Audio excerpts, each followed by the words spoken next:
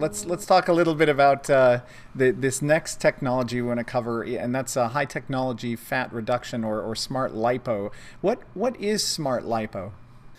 Well, Smart Lipo came about. It was a catchy phrase that they used. It came out at the end of 2006, beginning of 2007. And it was actually a laser fiber that is, it's a glass fiber.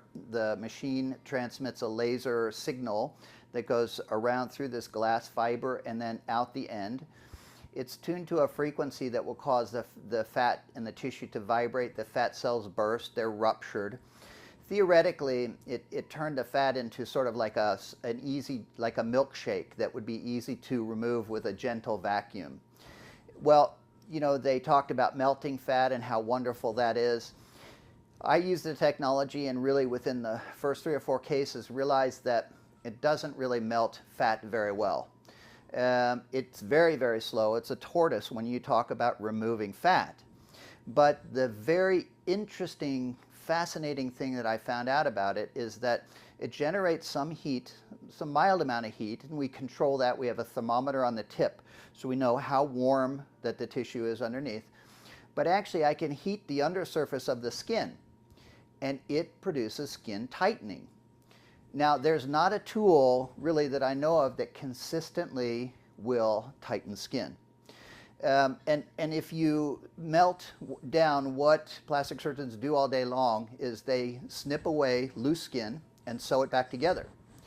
So this is a bit controversial in our field, and a lot of plastic surgeons want to be in denial about it because it could basically turn plastic surgery upside down if we found a way to tighten skin where they wouldn't have to snip it away and sew it together. I mean, we do that in the face, in the breast, in the tummy, basically everywhere in the body. I use it actually during the facelift that I do, and I think it prevents the face from becoming relaxed too soon after the surgery. I mean, it basically maintains it longer. There's even a doctor who does that. In the Midwest, he calls it smart lifting, where he's just putting the laser fiber underneath the skin, and he's getting tightening just from putting the laser fiber under the skin. Hmm. Do we think that the effects are as a result of the interaction of the heat with collagen, or do we know? Yeah, well, we assume that. We know a lot about that effect from the external lasers that we use from the outside, the Fraxel lasers. We know they tighten skin by making collagen change. And this is, the analogy is this is like a nuclear submarine that comes from underneath the polar ice cap, and it's basically treating it from underneath without any trace of it being there. There's a little, an aiming beam, a red laser beam that you can actually see through the skin when the lights are down, so you can tell where it is, you can feel where it is. But it's an amazing technology. I have many, many cases of patients that otherwise would have had to, all they hear from their plastic surgeon is that they need a tummy tuck.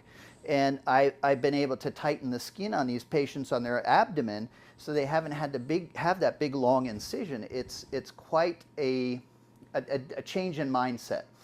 Wow, that's interesting. And how many treatments does one need to see that type of improvement? It's one treatment.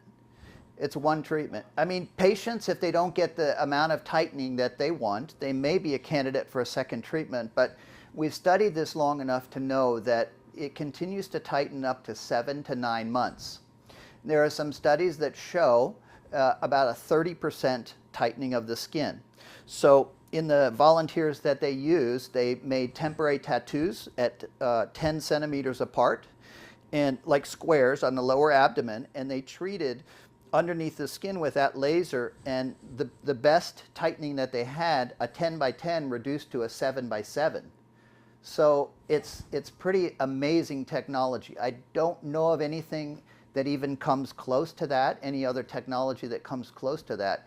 And for arms, for example, it's a great alternative to brachioplasty, which you've probably learned is very popular these days because of Michelle Obama.